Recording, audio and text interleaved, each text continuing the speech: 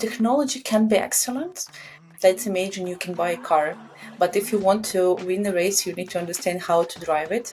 And the same we have in this area, I mean, in a gaming industry. It's like we and the client, but we need to remember that we have players and it's also our clients. So do they have support team? Do they have team who will operate, run CRM and so on? It's important because if they have team, the success will become easier and faster.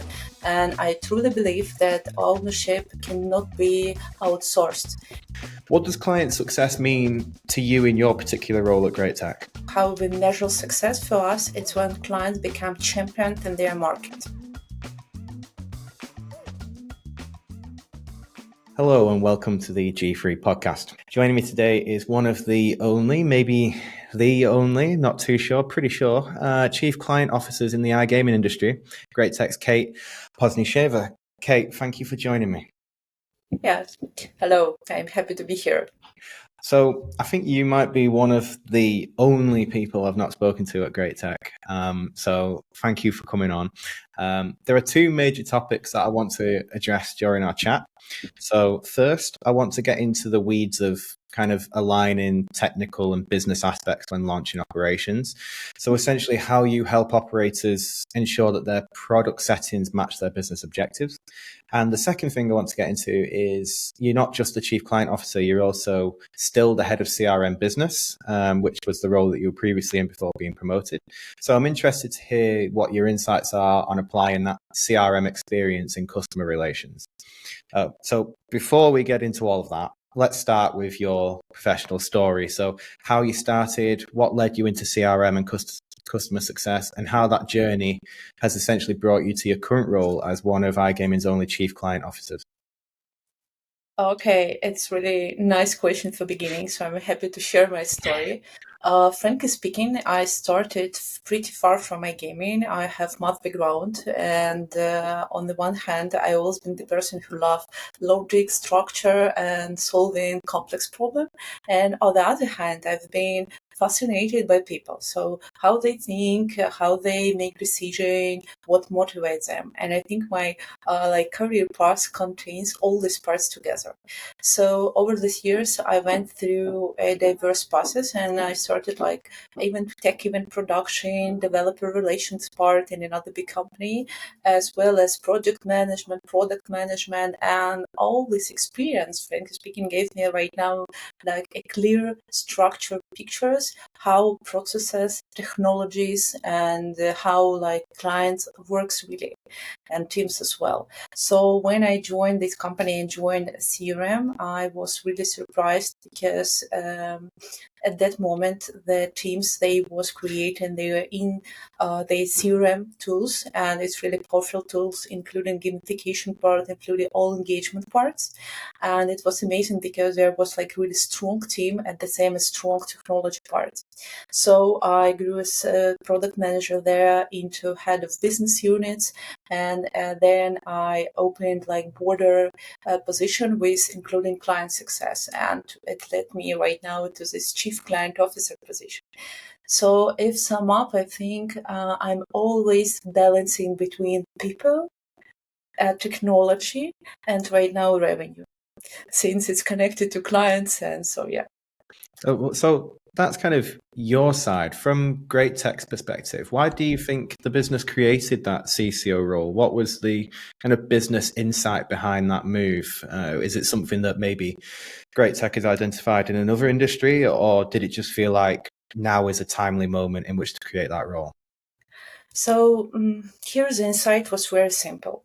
We saw the problem between you having technology or you having platform and how help our operators understand how to use it to its full potential and how to operate this. So since Great Tech had acting as a partner, not just a vendor, I mean on the side.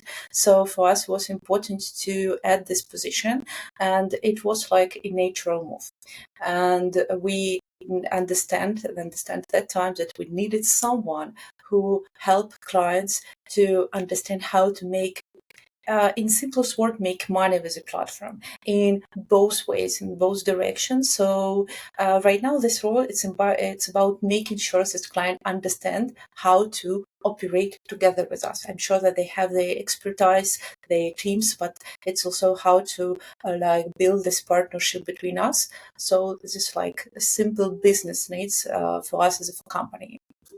And I guess as head of CRM business, that is still a senior role, but with becoming chief client officer, that's kind of a C-level executive role. So as now that you're in that kind of senior leadership, has there been a shift for you, or does it feel much the same in terms of mindset, skill set, leadership approach, moving from kind of a function focused role to overseeing client success strategically?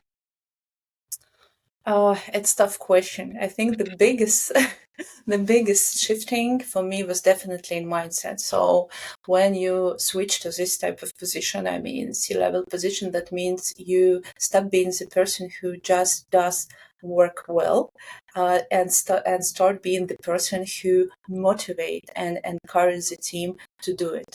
And I understand that's like strong people around me. It's not a bonus, it's a foundation.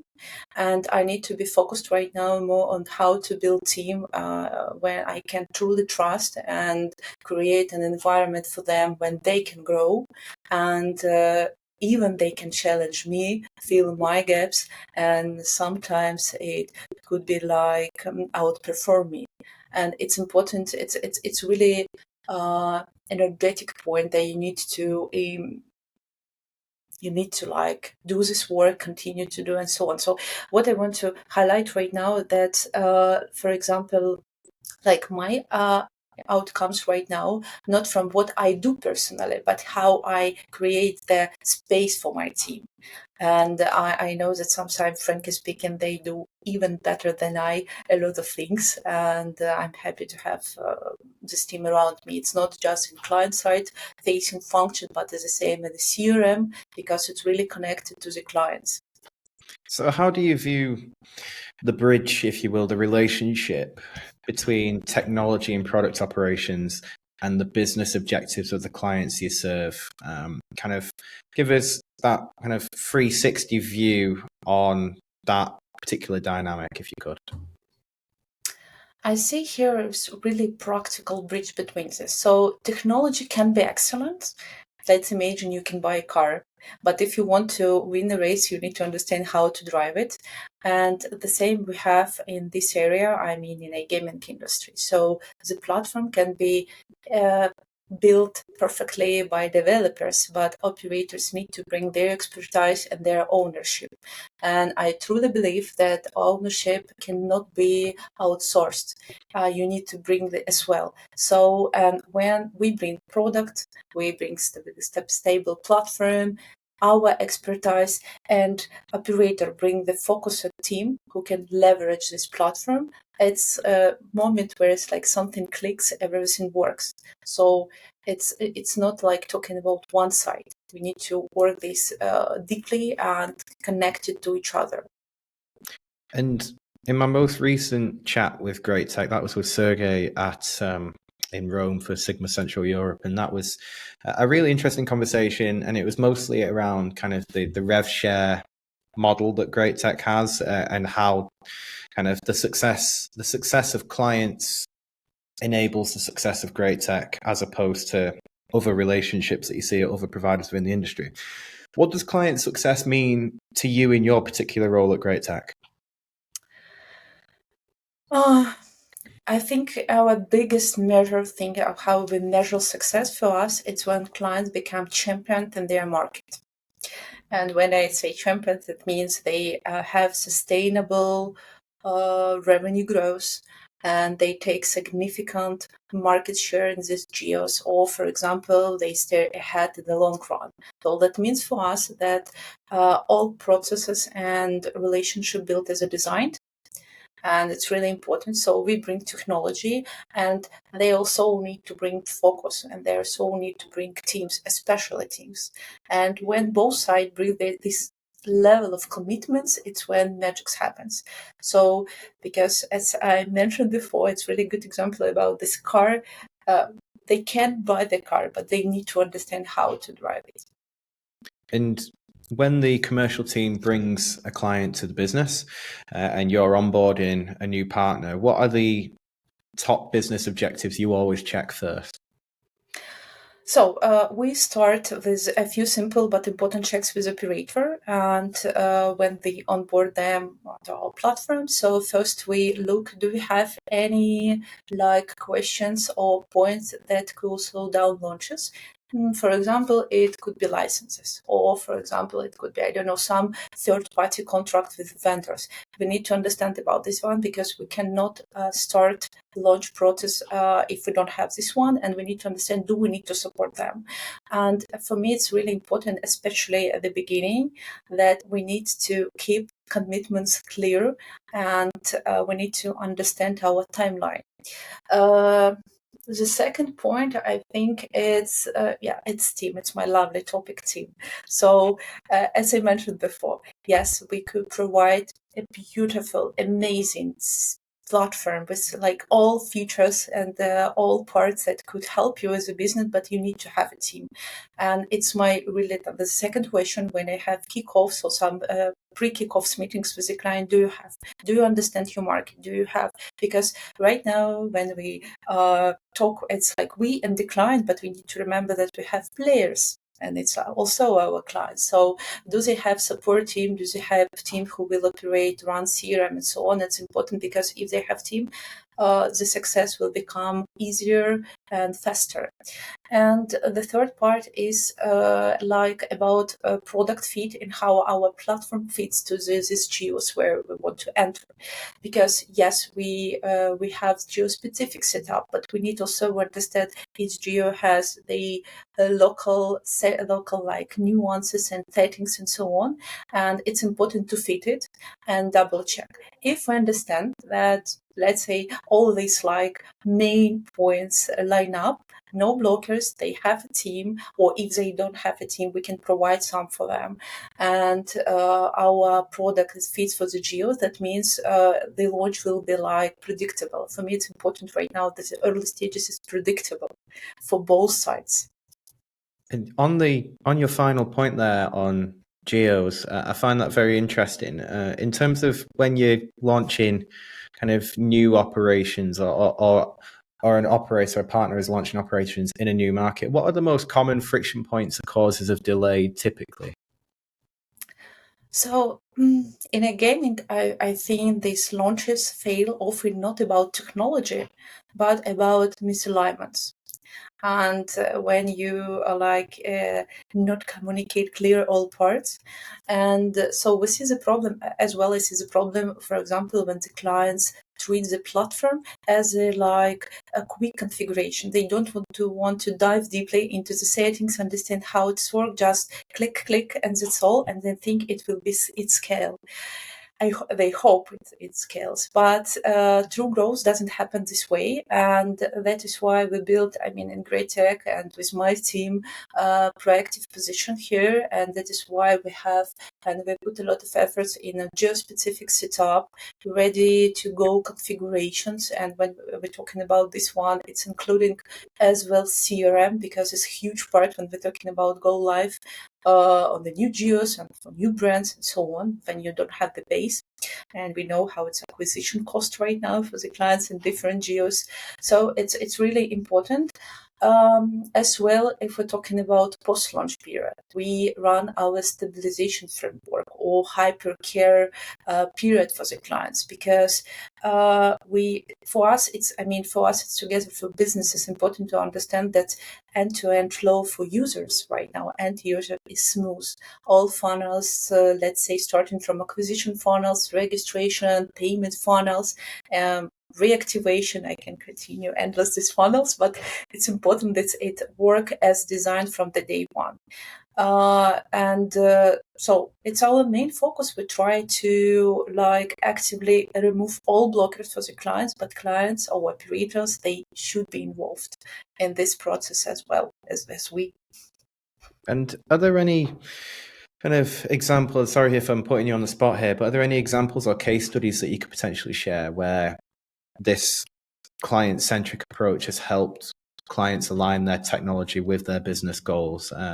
Apologies if I'm going on into any private, confidential territory here, but if there's anything, even if you have to kind of hide the name of the operator and just discuss the market and X client. Okay.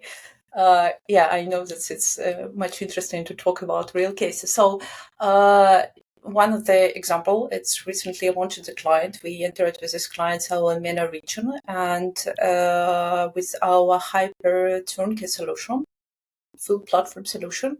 And what we did, we went through settings together with clients again and again, and we double checked all our configurations. And yes, we know that we have geo specific setup for these geos, but we did it together with them, including their insights in their strategy and their vision, what they want, how they want it. Because even if we know about geos and we can provide our strategy, let's say, but maybe client wants to say more aggressive because of some business needs or some business reason.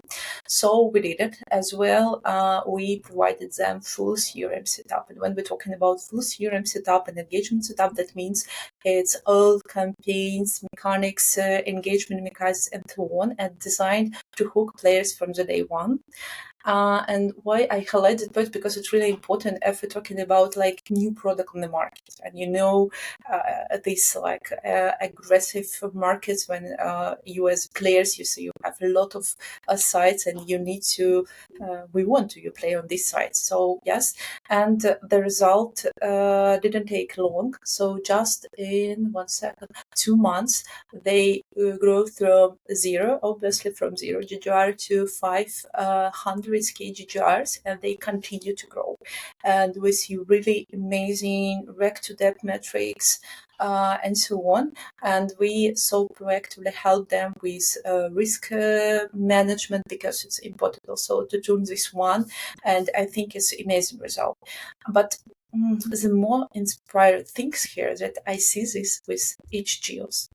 It's not just about this MENA, it's with it's geos, MENA, LATAM, another one. If we have these core things, clients that wants to do something and we that want to support them. So it's like win-win. Oh, you did a very good job of giving a case study there. So thank you. I guess Cross finger. I guess a final one for me would be more general, kind of looping the conversation back to where we started about where you see the role of client success evolving in the iGaming industry. Do you envisage a situation where in 12, 24 months time, I know you can't speak for other businesses, but where other businesses will potentially look to hire a role like yours? And also, where do you see your role within Great Tech going from here? Because they clearly place great emphasis on the CRM role, as well as in yourself, of course, to promote you to this role. So kind of just forward thinking in terms of yourself, but also about the role of client success in the industry. I think next decade in iGaming belongs to partnership, not to platform. So the old model plug in something, let's say platform, and hope it scale, it's disappearing.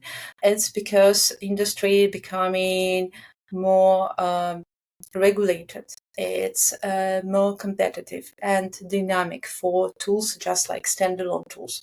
That is why we put efforts in this client success. So from my opinions, and what operator really wants, they want to have partners and build this partnership, and they want when they love when I involved as well, not like account managers, but I'm also involved in these problems, and they like, I don't know, questions, and because for them it's like we build not just a relationship between two businesses, but we build something where I also can challenge them, and like from the client point of success, when we can grow together. So, and if we're talking about CRM, I love this because we need to be like data driven, and we need to be continue and make our decision data driven. And a CRM really helps creator navigate and understand what should be the next step, because we if we have players engage, their business can grow and sustainable and so on. So yes, we do a lot of things and do a lot of features and CRM because it helps to client success. So I think like it's co-creation, if I can say this. Like we need to like co-create this success and win together, and that is why we really focused in Great Tech to build this ecosystem. And it's not just client success in terms of like account management, is both levels, both sides, how we help them in terms of customer success, how we help them in legal part, or how we provide the feature depends on their market, because we also need to monitor markets and provide something, and we know obviously markets deeper than them, because we need to do some new like steps in this area. So yeah. There are a series of questions that I want to ask on the back of that, but I'm wary of the time. On the topic of CRM, I might have to kind of drag you back onto this podcast in a future episode to discuss just strictly CRM. We'll keep it neat and tidy and keep it on the chief client officer side of things this time around. But I think there's an interesting conversation to be had there. But Kate, thank you very much for coming on the podcast. You've been great. Thank you for that invite me, and I'm in to discuss another topic. CRM is the next one.